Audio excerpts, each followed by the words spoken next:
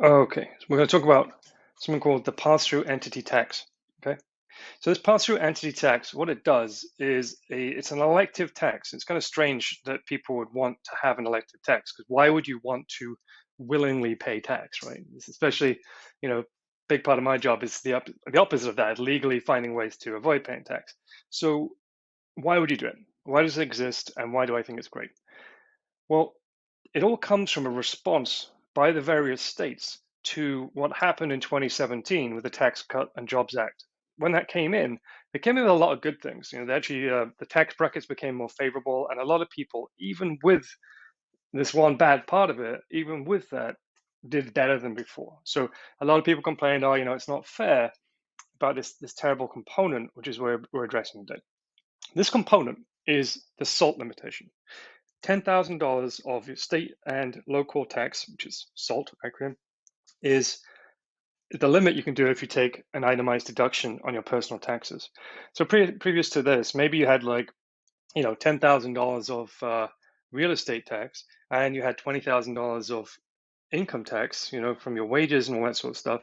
So you had 30,000 of taxes. Now, before the Tax Cut and Jobs Act, you could deduct $30,000 along with then, the mortgage interest expenses, charitable, these other things. So your standard deduction would be a lot larger, and then that would lower your income subject to tax. Post Tax Cut and Jobs Act, this 10,000 limitation really kind of slowed things down. So political, I think. A lot of the time we hear about this, we hear about blue state, red state. And it was a red government. It was the Trump government brought this in, and it seemed, at least that's the perception, maybe it's true or not, that the blue states were kind of hurt more. If you think about that, not getting too political, but quite digression. A lot of the red states you might see, like Florida, Texas, things like that, don't have income tax. Okay, so when we think about it, like they're free and clear, they don't care about this limitation. And on the flip side, the big earners, normally, if you look at the whole country, New York and California have some of the highest income and therefore some of the highest income taxes as well. These guys are really feeling a pinch. So California and New York, along with a bunch of other states, said, okay, what can we do to counter the fact that we have this limitation in place? What can we do to change the fact that we feel we're being treated unfairly? I mean, whether they have or not, who knows? Enter the pass-through entity tax. Okay, what this does, it creates an expense for your company that is then a deduction to your profit so that you report less federal income. Okay, that means it's the same way of saying, like, Schedule A used to be 30,000. If you had 20,000 of taxes going through the pass-through entity tax, you would add that onto effectively the Schedule A. It lowers this is the same net result of lowering your income, pay less tax. It doesn't make paying any less state tax. The state is actually kind of redirecting money away from the government. They're saying one thing we really don't like about the Tax Cut and Jobs Act is that the SALT limitation kind of kept the federal government a certain level of revenue, but didn't really do it for the state. So we're kind of making sure that we get what we want, but the taxpayers pay less to you as well. Okay. So anyway, 5-page explainer, concept, impact, and then there's like 3 pages of appendix for this. So just kind of talk about this idea where we are, going back to the basics of it. What's an S corp? What are we doing? Why are we doing an S corp? Things like that. So first thing to think about as we go into the explainer and the concept is, what is a pass-through entity? Okay, pass-through entity is one of 2 things. It is going to be a partnership, which could be a LLC, multi-member election, or it could be, it's obviously a regular partnership, and it could also be an S corp. That's it. Partnership, S corp. No C corps, no Schedule Cs. These are not pass-throughs. So if you have a partnership or an S corp, this is who it's applicable for. If you don't, think about it. But this is kind of the planning side, right? Now, again, I'm just going to recap. Problem, SALT cap limit 10,000. Solution, legislation that puts the tax into the company instead of the person. Therefore, we create a deduction. Example, New York S Corp with a profit of $100,000. Okay. There's a tax rate that's specific to this PTET, right? So every state that has a pass-through entity tax enabled has decided on a tax rate. In New York, it's 6.85. When revenues and profits are above 2 million, that is higher. It's 10.9% from memory. So what we have here is an example of 100,000 of profit. What we're doing is every quarter, we're paying estimated taxes from the company, and therefore the state is getting their cash, right? They're getting paid. Now, at the end of the year, a total of 6,850 has been paid, right? And income has been reduced. If there's a two-person, this is either a partnership or a two-person S corp, either way, 50-50 owners in this case, then the income has been reduced by 3,425, half of the total reduction.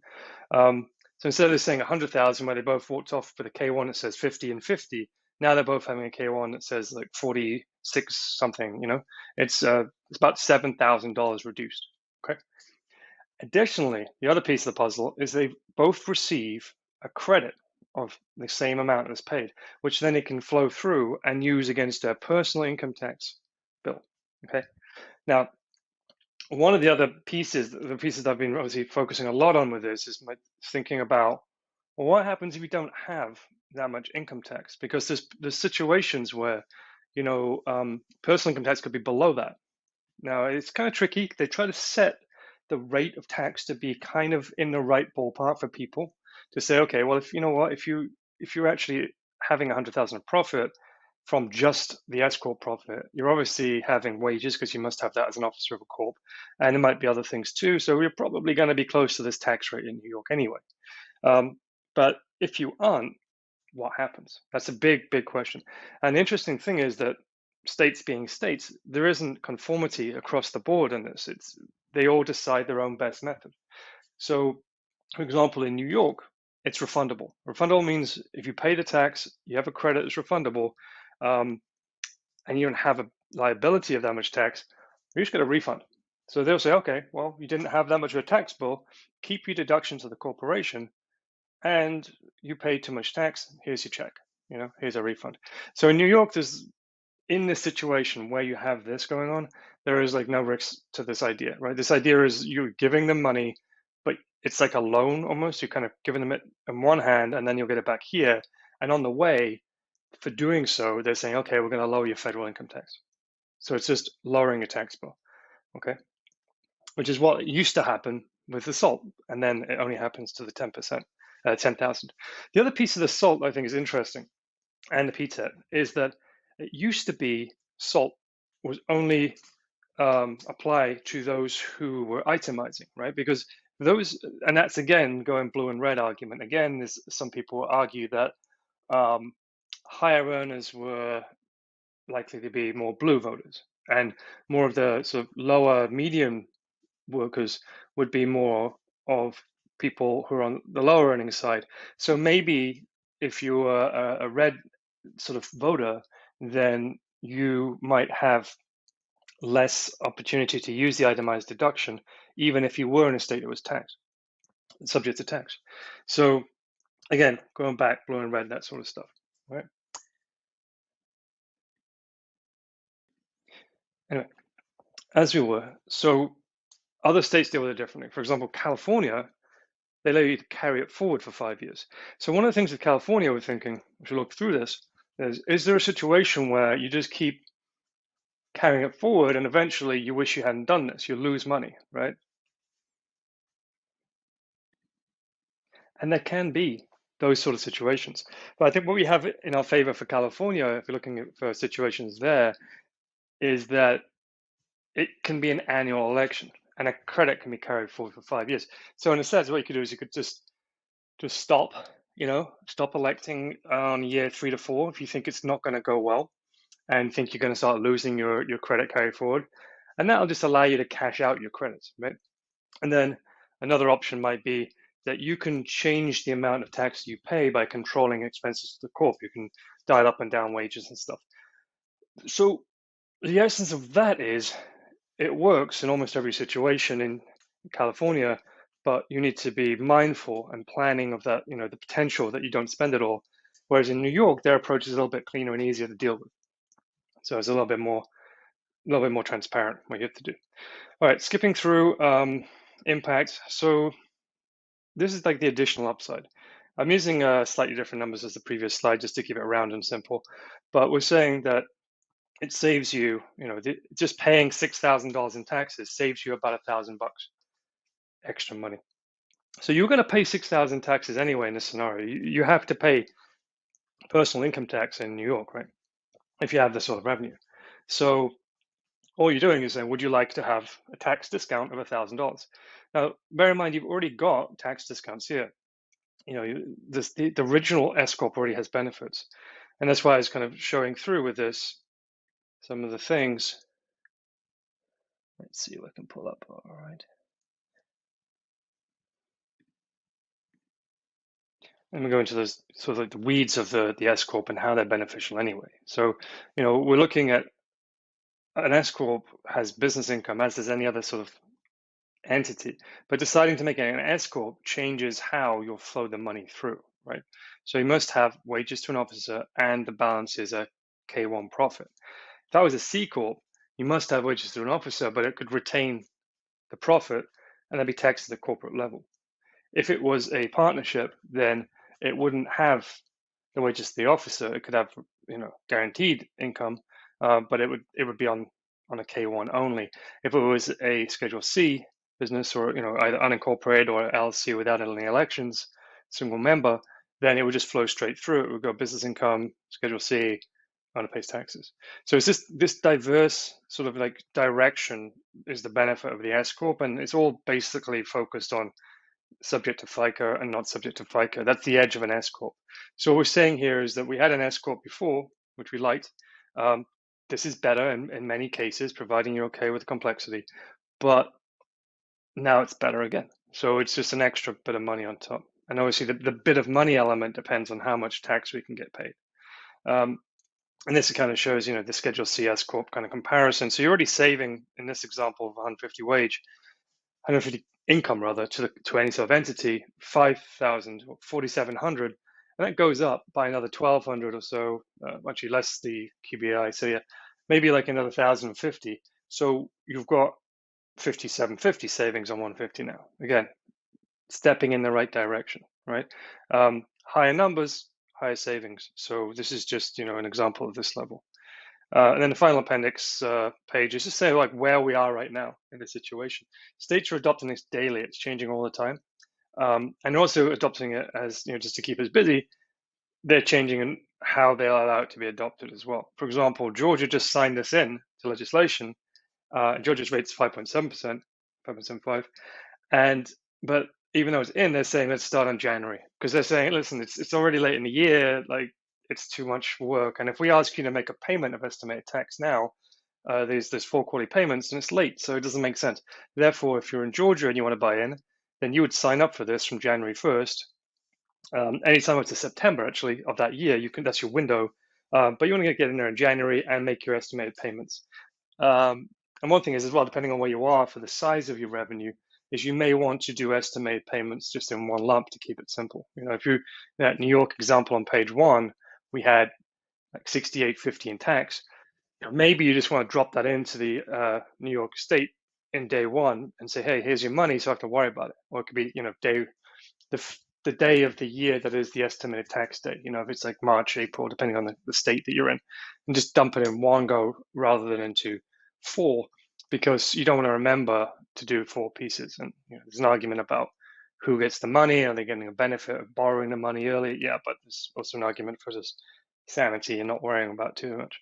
So this is not quite complete yet. So I don't fully, the fact that there's nothing in it doesn't mean there isn't a rate yet. Just haven't completed it. I don't have people I work with in Alabama, so I don't have that in there. But it goes to show that there's certain differences. 9.3 is the rate in California, completely different. And because it's 9.3, it's much more likely in California to have that issue where you have a situation where you carry forward. In the other states, with it being lower, less so. So, I'll be extra cautious there just to make sure. But again, there's solutions. Even if you get into a situation where you have too much going into this and you're just carrying forward all the time, as you don't have a total income that's sufficient, then there are always ways to pause it, to change the amount of profit and things like that using certain planning strategies. But you got to be aware of it. You look at Illinois, this is 4.95%, again, coming in January 1st, just like Georgia. Much more manageable, because that level, if you compare that to income in Illinois, is much more um, in line. They're kind of very much very similar numbers here. So it's a lot harder to overshoot a lot. I haven't checked into the credit rules yet as we're going through the list, but again, key question. If you ever find, as we go through this list, and we find that there's a state that has a situation where they say, if you don't spend it all, you lose it. That was always my worry. Then that changes the dynamic altogether. So that might mean that you don't want to do this. Another time that you might not want to do this, we touch that quickly now, is when you have a state, in-state, out-of-state partnership. So say you've got a partnership that is organized in the state of New York, and you have a New York partner, and you have a out of New York partner. So he lives in Jersey, right? The New York rules say that only the resident partner may claim the credit. So what that means is that resident partner, the one person in New York, would be fine. Now the company would say, let's say they spent 10,000 in taxes. He would claim 5,000 against his personal taxes and be happy. The other partner wouldn't be able to claim them. He wouldn't get that credit. So he wouldn't be able to claim that against taxes. He would owe money on taxes in New York because he has effectively connected income to New York. But he wouldn't get any credit for it. So he would have to pay that tax again. And then once he pays that tax again, he can then claim credit over in his other state, because that's how these normally work, is you pay state taxes to the state where you have effectively connected earned income or unearned income, and then you credit against the other states, you don't get double taxed. So in that situation, that gets lost because it only qualifies for resident people, not non-resident people. So that's one of the key examples when you don't want to do this, but that's not always the case. It's going to happen like that. So it's really individual case by case. The other piece of it is what happens for the inverse, when not just that you have a partnership in one state, but you have a partnership in multiple states. Because the owner of a partnership can be anywhere, right? And he doesn't have to necessarily, the fact that someone lives in New Jersey and a partnership is in New York doesn't necessarily mean they're subject to New Jersey tax on his income. It depends on residency stuff and everything else, because it depends on whether this is earned or unearned income and things like that. Where I'm trying to get here is the partnership itself could have income tax liabilities based on where it does business. So you could have a partnership based in New York, and even both partners based in New York, but then it may transact business to a sufficient degree in New Jersey that it owes tax to New Jersey. So that's when it gets a little interesting again, is that there are other states, for example, New Jersey and New York, that do both have this thing of PTET, but they have the ability to credit each other's PTET. So there can be a credit at that level too. So if you have a situation where someone's got $1 million company revenue, 500,000 New York, 500,000 in Jersey, they could be opted into two different PTET campaigns and then bring it back together to the upper entity and cross credit each other and say, okay, well, you paid this much to Jersey, so this covers it. Hopefully you don't get that much complexity, but that's just to say that it's been thought of in the end.